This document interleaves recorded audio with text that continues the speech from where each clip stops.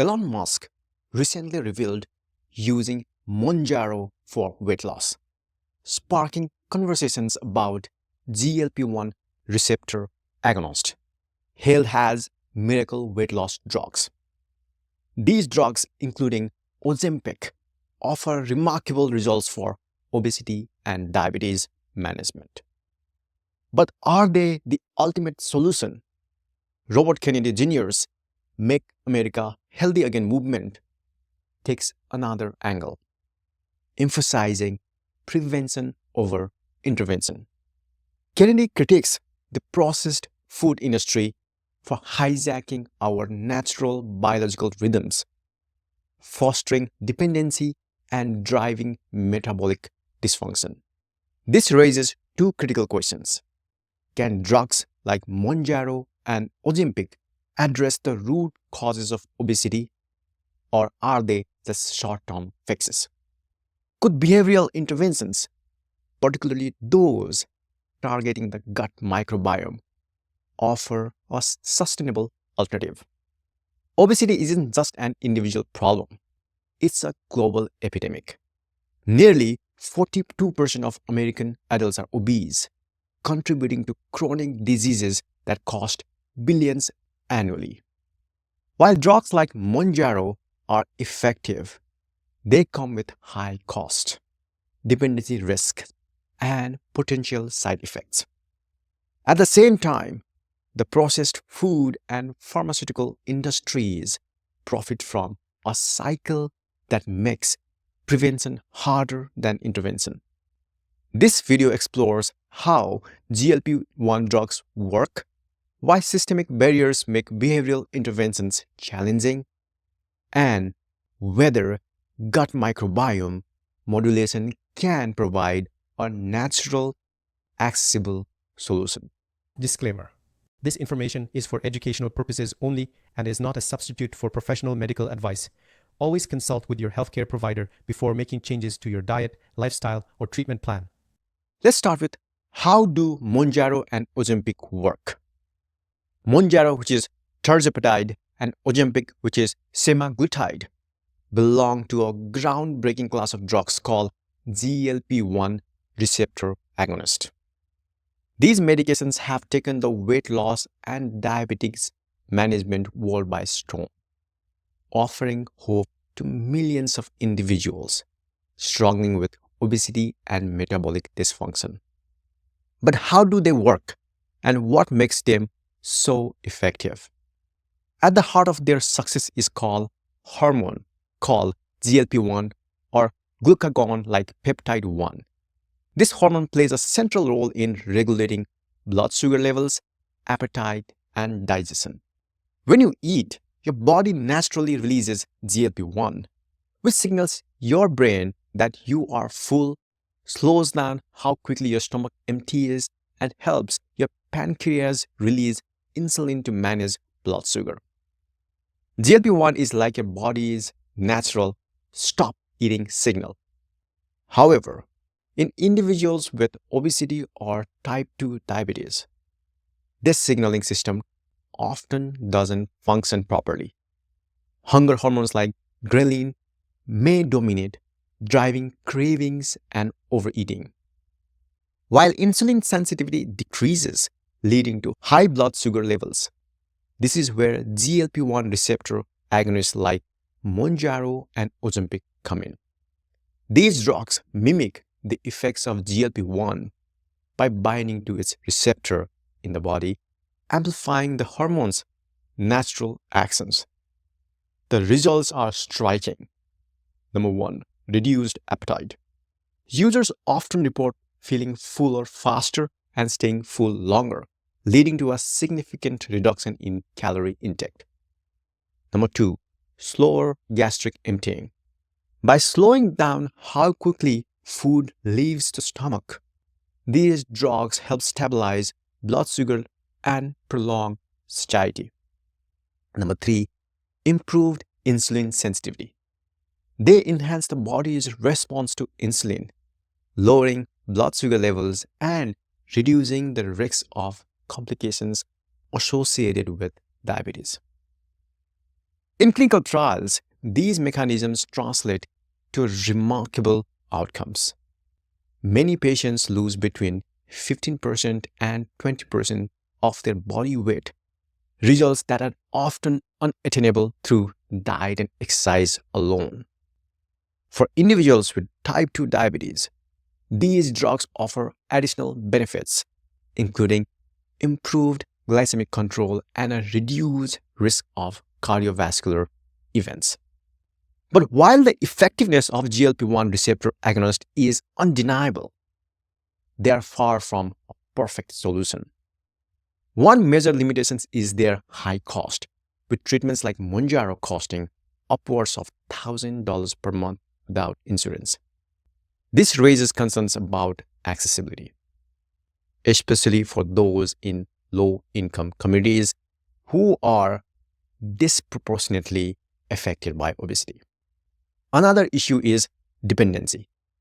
These drugs don't cure obesity, they manage it. Most users must continue taking them indefinitely to maintain their weight loss, as stopping the medication often results in significant weight regain. This reliance underscores the need for complementary strategies that address the root causes of obesity. Then there are side effects. Common complaints include nausea, vomiting, diarrhea, and constipation, and with some users experiencing severe gastrointestinal discomfort. While these side effects often subside over time, they highlight the potential toll these drugs can take on gut health. And speaking of gut health, GLP-1 receptors agonists have an intriguing, albeit poorly understood, relationship with the gut microbiome. Emerging research suggests that these drugs may alter composition and diversity of gut bacteria. For example, by slowing gastric emptying and reducing food intake, they may inadvertently reduce microbial diversity, a key marker of healthy microbiome. On the other hand, some studies indicate that these drugs might indirectly benefit the microbiome by improving metabolic health and reducing inflammation. This raises a critical question. Could the gut microbiome itself be harnessed to achieve similar outcomes without the need for pharmaceutical interventions? Certain gut bacteria are already known to influence GLP-1 secretion, suggesting a possible overlap between what these drugs achieve and what a healthy microbiome can provide naturally. For example, bacteria like Akkermansia mucinifila and bacteroids are linked to enhance GLP-1 production, appetite reduction, and metabolic health. While Mounjaro and Ozempic present a powerful tool to fight against obesity, they are not without limitations.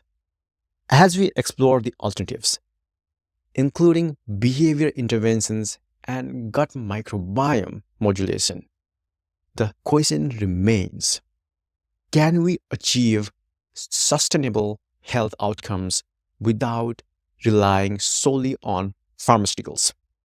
The behavioral challenge, while drugs like Mounjaro and Ozempic have gained widespread attention for their effectiveness, Robert Kennedy Jr. argues that they are addressing symptoms rather than root causes. In his Make America Healthy Again movement, Kennedy emphasizes the critical need for prevention, particularly through behavioral and systemic changes. But why is prevention so difficult to achieve, especially when it comes to obesity? The answer lies in two major barriers: environmental factors and biological disruption. Let's talk about barrier number one, the environment. The processed food trap. The processed food industry has created a landscape where making healthy choices is an uphill battle. Ultra-processed foods, which are in high refined sugars, unhealthy fats and artificial additives dominate grocery store shelves and fast food menus.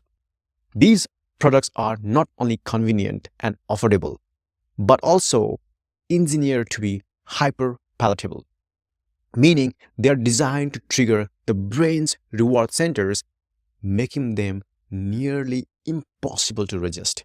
Kennedy argues that this industry profits from creating dependency. By flooding the market with cheap, calorie-dense foods, they have essentially hijacked our natural hunger and satiety signals. And the result? A population that consumes far more calories than needed, often without realizing it. Consider this: the average American consumes approximately 60% of their daily calories from ultra-processed foods.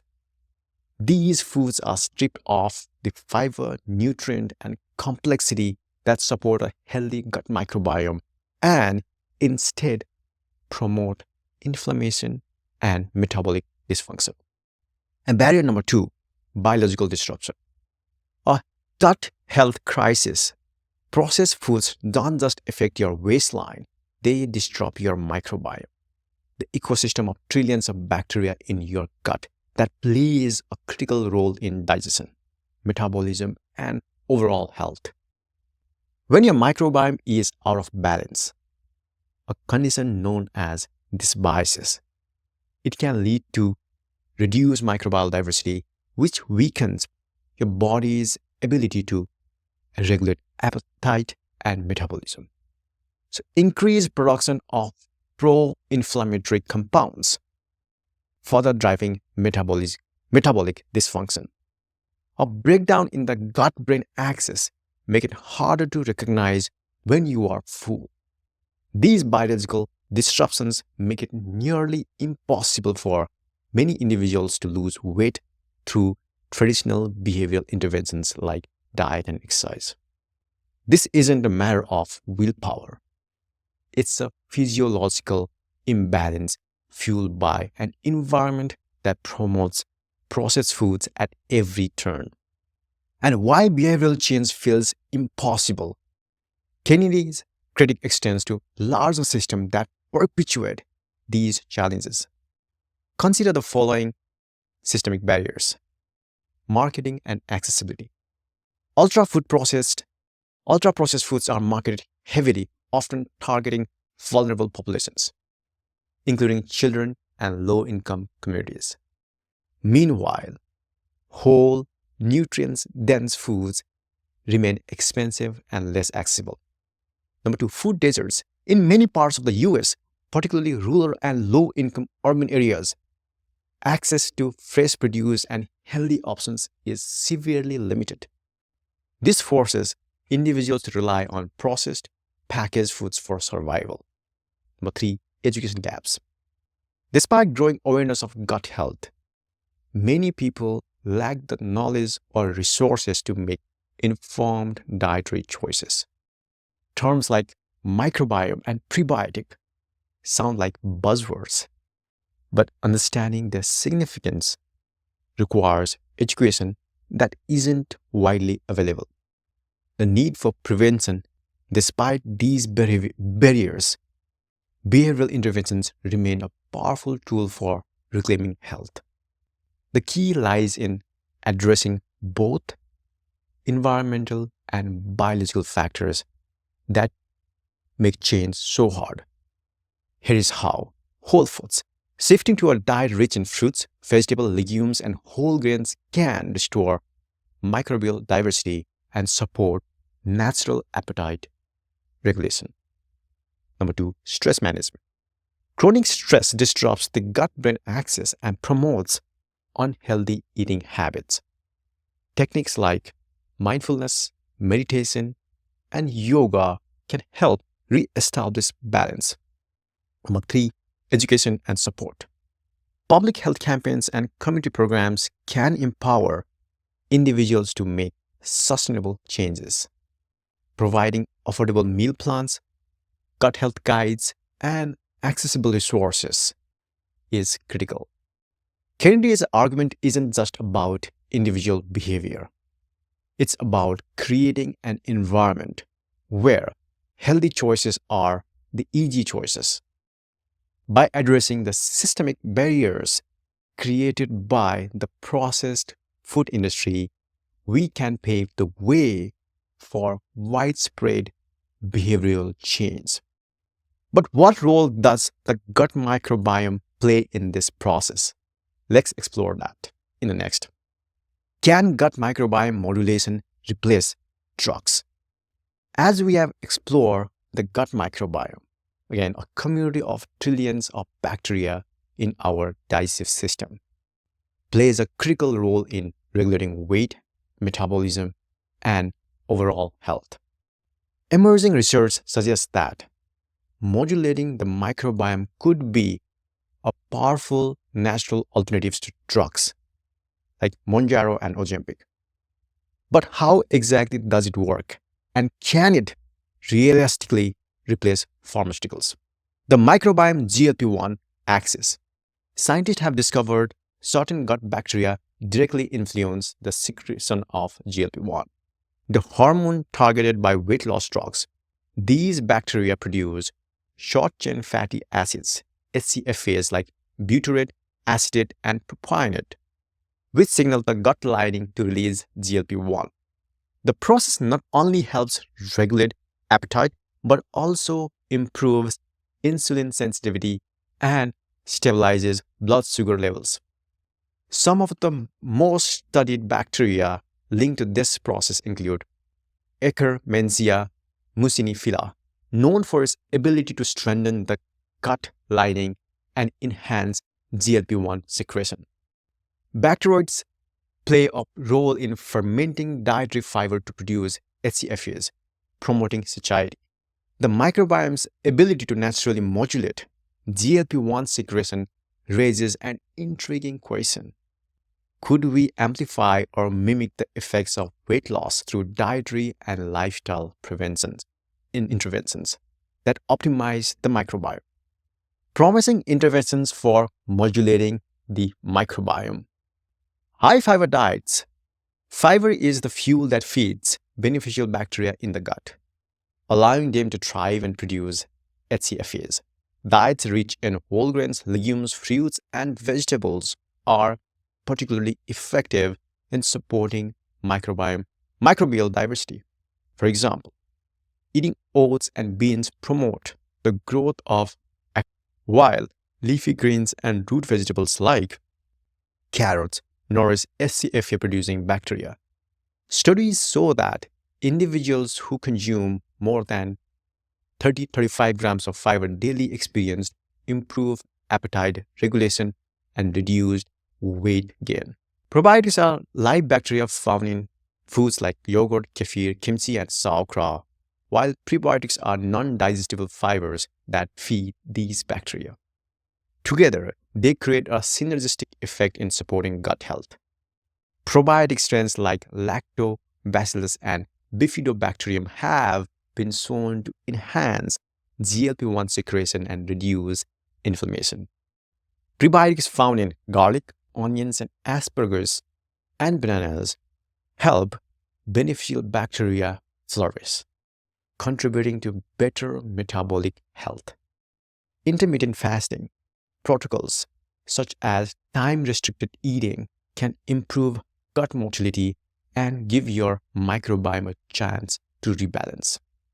Research shows that the fasting enhances the production of butyrate, a key HCFA linked to reduced appetite and improved metabolic health. For example, an intermittent fasting schedule of eating within an 8-hour window can reset hunger hormones like ghrelin while supporting microbial diversity. Stress management. Stress negatively impacts the gut-brain axis, leading to dysbiosis and impaired appetite regulation. Incorporating mindfulness techniques like meditation, deep breathing, or yoga can prevent stress-induced disruption in the microbiome. Studies suggest that individuals who regularly practice mindfulness have healthier gut microbiota and better weight management outcomes. Let's talk about challenges and limitations of microbiome modulation. While the potential of microbiome modulation is exciting, it's not without challenges. Number one is time frame. Unlike drugs which often produce rapid results, microbiome-focused interventions take time, weeks or even months, to show significant changes in weight or metabolism. Number two, individual variability. Every person's microbiome is unique, influenced by factors like genetic, diet, and environment. This variability means that what works for one person may not work for another. Number three, access and education. As I told earlier, many people lack access to fresh, fiber-rich foods or do not understand the importance of gut health, making it harder to implement these interventions consistently. Despite these challenges, the benefits of microbiome modulation extend far beyond weight loss. Obviously, improved digestion, reduced inflammation, better mental health, and enhanced immunity are just a few of the advantages. This makes it a holistic approach to health, addressing not just symptoms, but the underlying causes of metabolic dysfunction. The question is, can it replace drugs? The answer is nuanced.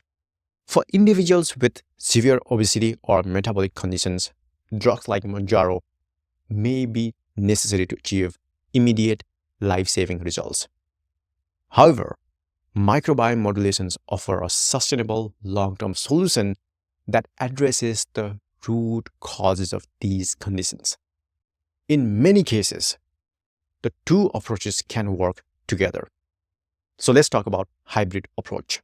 Maybe start with GLP-1 drugs to kickstart weight loss and metabolic improvements. Then transition to microbiome-focused strategies to maintain these gains.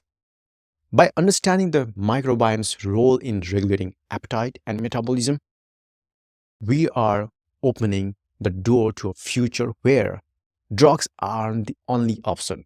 But achieving this requires systemic change, which we will explore in the next section.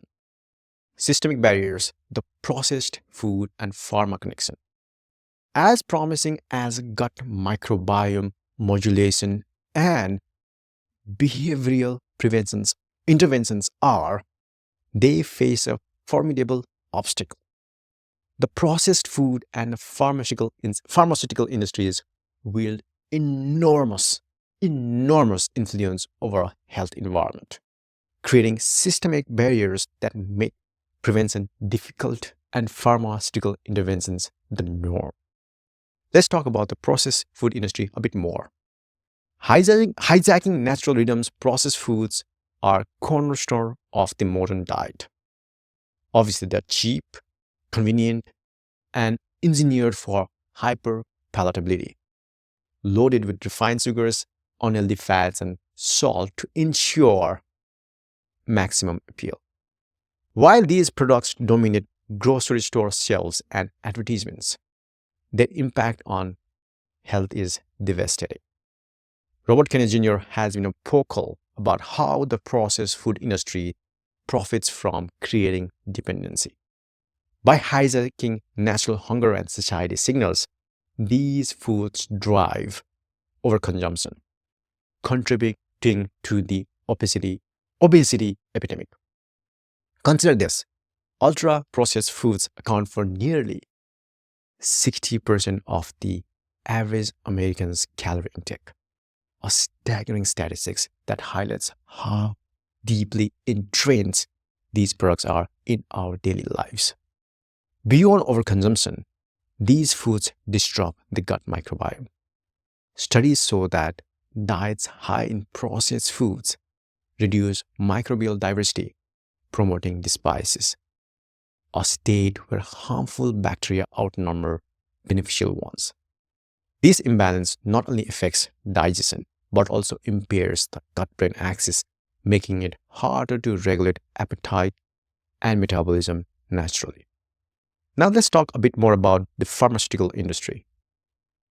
Treating symptoms, not causes. The pharmaceutical industry steps in to treat the resulting conditions. Drugs like Mounjaro and Ozempic are a testament to the power of pharmaceutical innovation. But they also reveal a troubling reality. The focus is on managing symptoms rather than addressing root causes. Pharmaceutical companies have little incentive to promote prevention. Developing, marketing, and selling drugs for chronic conditions like obesity and diabetes is far more profitable than encouraging widespread behavioral change. And this creates a cycle. Processed foods fuel obesity and metabolic dysfunction. Pharmaceutical companies sell drugs to manage these conditions.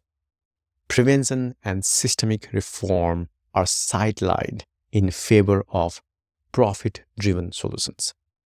These alignment of interest perpetuate a health crisis where individuals are caught between two industries profiting from the same problem. For example, in 2022 alone, global sales of GLP-1 receptor agonists exceeded 10 billion, a figure expected to grow exponentially as these drugs become more mainstream. The role of marketing and accessibility. Both industries leverage aggressive marketing to maintain their dominance. Processed foods are marketed as convenient, tasty, and affordable, often targeting vulnerable populations, including children and low-income communities. Meanwhile, pharmaceutical companies promote drugs as quick, effective fixes, overshadowing the importance of diet and lifestyle changes. Accessibility also plays a role. Processed foods are ubiquitous and cheap, making them default choice for many families, especially those living in food deserts where fresh produce is scarce. In contrast, the high cost of medications like Mounjaro limits access to those who need them most, further exacerbating health inequities. The need for systemic change to break this cycle. We must address the causes at a systemic level. This includes regulating processed food marketing, implementing policies to limit the advertising of ultra-processed foods, especially to children, and requiring clearer labeling about their health impacts, incentivizing whole food consumption, subsidizing fruits, vegetables, and other whole foods to make them more affordable and accessible. Public health campaigns, launching educational initiatives to raise awareness about the importance of gut health and how to make sustainable dietary changes, which we are doing at GutSphere. Globally, there are examples of successful interventions.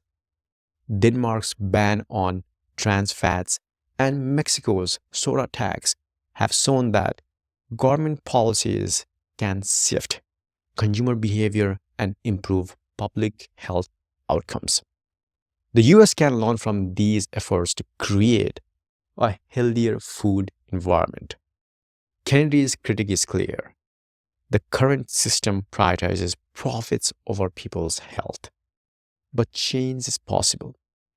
By holding the processed food and the pharmaceutical industries accountable and empowering individuals with education and resources, we can create an environment where intervention is accessible and incentivized as intervention. The question remains, how do we navigate the space where drugs are necessary and prevention is still the core? Let's explore hybrid approaches next and talk about exceptions and hybrid approaches. While prevention through behavioral change and gut microbiome modulation is ideal, but there are cases where pharmaceutical interventions like Mounjaro and Ozempic are necessary. For individuals facing severe obesity, metabolic syndrome, or genetic predispositions, drugs can provide life-saving benefits.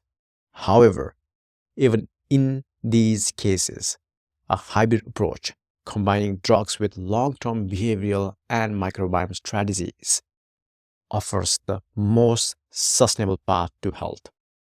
When drugs are necessary, obesity isn't just about lifestyle or diet. For many, it's a complex condition influenced by genetics, underlying health issues, or years of metabolic damage. In such cases, drugs like GLP-1 receptor agonists are not just helpful but essential. These medications can jumpstart weight loss, stabilize blood sugar levels, and reduce immediate health risks associated with conditions like type 2 diabetes and cardiovascular disease.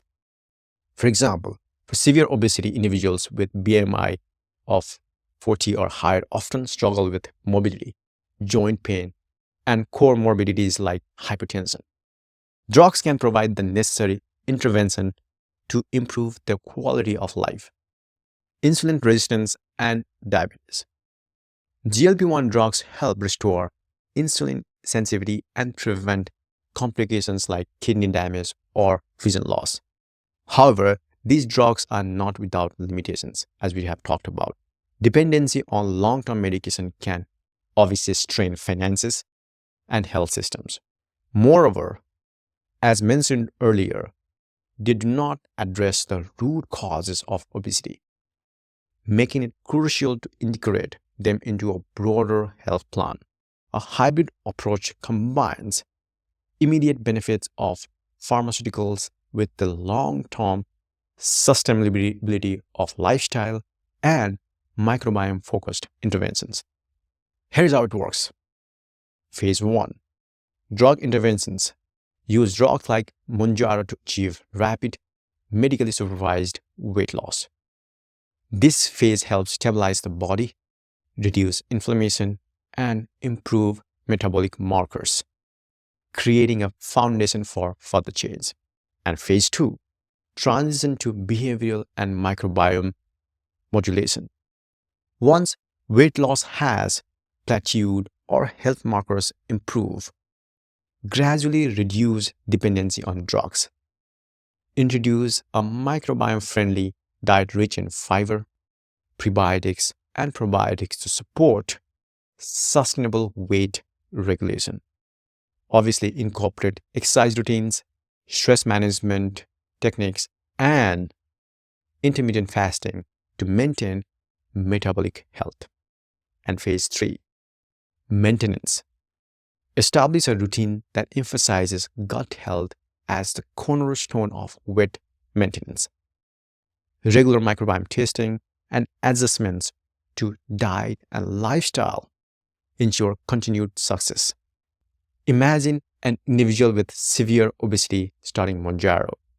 Over 6 months, they lose 15% of their body weight, improving mobility and the strain on their joints. Simultaneously, they work with nutritionists to transition to a high fiber diet and practice intermittent fasting. Over the next year, they phase out the drug and continue losing weight, naturally supported by a healthy gut microbiome.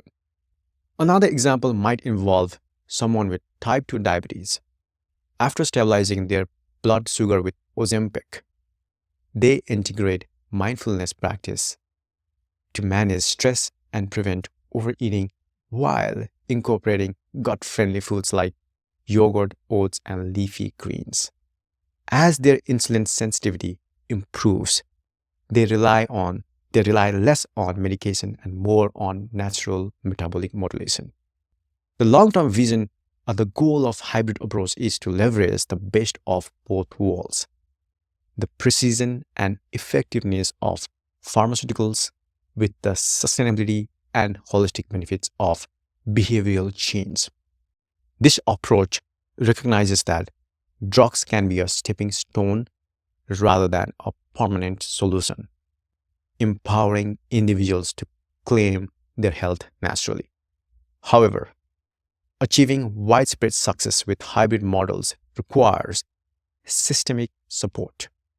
Health systems, insurers, and policymakers must promote integrated care that combines medical, nutritional, and psychological interventions. By doing so, we can move away from one-size-fits-all model and toward a more personalized approach to health.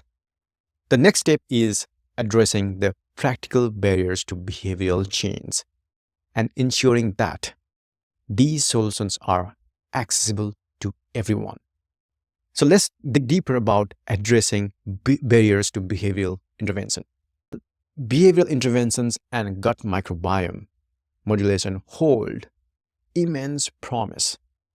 Implementing these solutions is easier said than done. The barriers to behavioral change are deeply rooted in societal, economic, and cultural factors that cannot be ignored.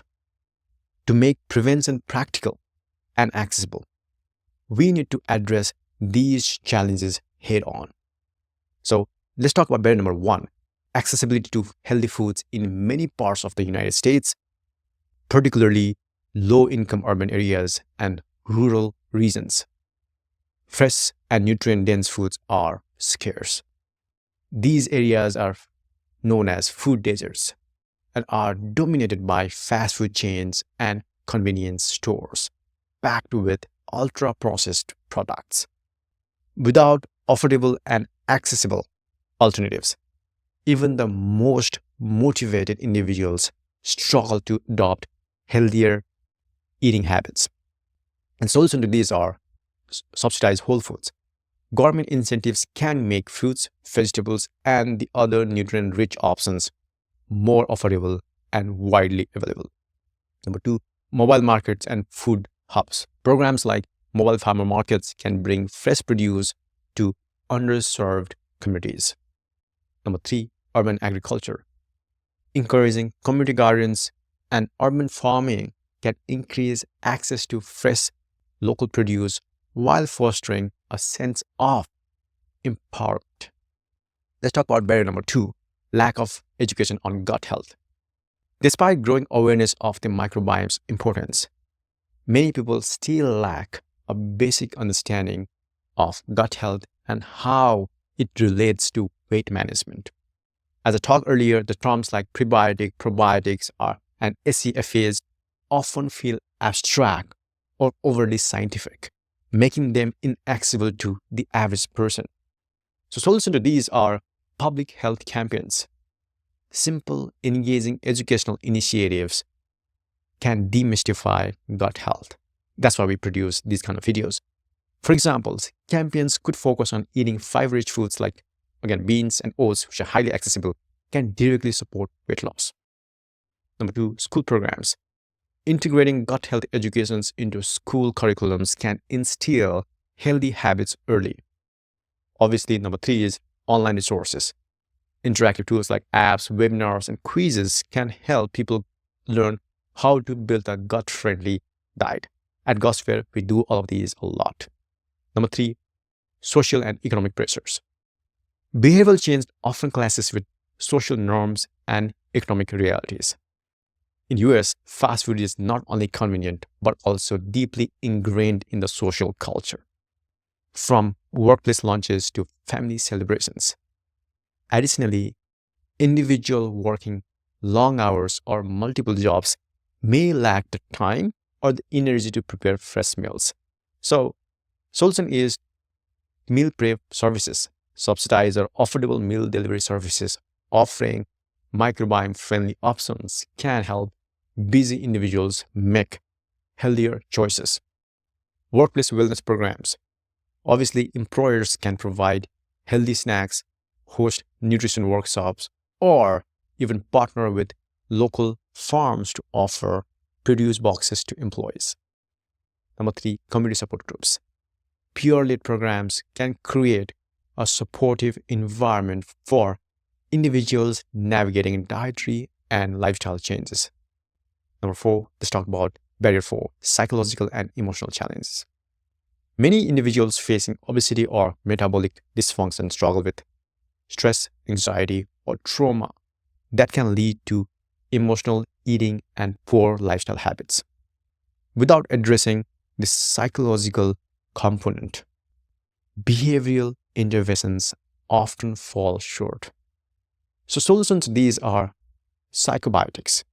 Educating individuals on how gut health impacts mental health can create a sense of empowerment.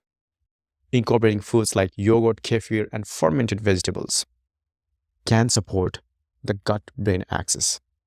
Another solution is mental health services. Access to counseling, therapy, or mindfulness programs can help individuals manage stress and develop healthier coping mechanisms. Even the self-guided meditations help a lot. Obviously, techniques like meditation, yoga, and deep breathing can reduce stress and improve gut health simultaneously. Obviously, leveraging technology for personalization, which at Gosphere we think a lot about it and create features. Another significant barrier is the one-size-fits-all approach, often taken with behavioral interventions. As we have talked about, every person's microbiome is unique, meaning that generic advice may not work. And to do that, starts with microbiome testing kits. Make affordable at-home tests can provide individuals with personalized insight into their gut health, helping them tailor their diet and lifestyle. So technology on tracking dietary habits, stress level, and microbiome data, offering customized recommendations in real time. AI coaching. Virtual health coaches powered by AI can provide continuous guidance and motivation, bridging the gap between awareness and action. And at Gosphere, that's what we plan to do. So addressing these barriers require collaboration between governments, healthcare providers, and communities. By making behavioral interventions practical, accessible, and culturally relevant, we can empower individuals to take control of their health. Prevention isn't just an individual responsibility, it's a societal imperative. As we conclude, let's bring it all together and imagine a future where prevention and intervention coexist, supported by systemic reform and personal empowerment. So we have explored the science of weight loss, drugs like Mounjaro and Ozempic, the promise of gut microbiome modulation, and the systemic challenges posed by the processed food and pharmaceutical industries.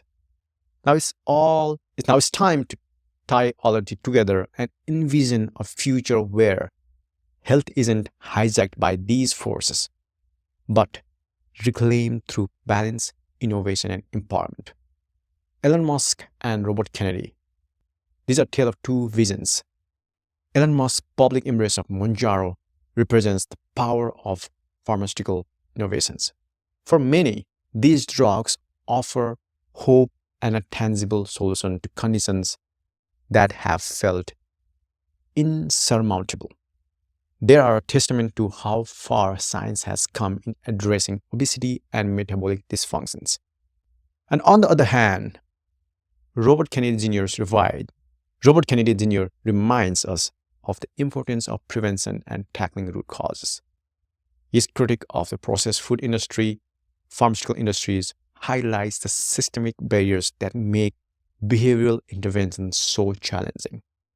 Together, Musk and Kennedy represent two sides of the same coin, one advocating for intervention, the other for prevention.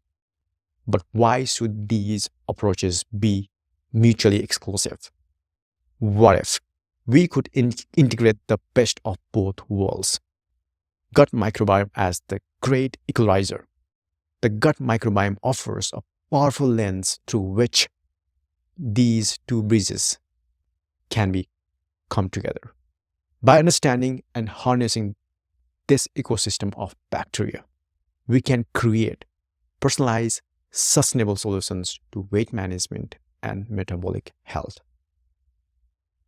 Modulating the microbiome isn't just about weight loss.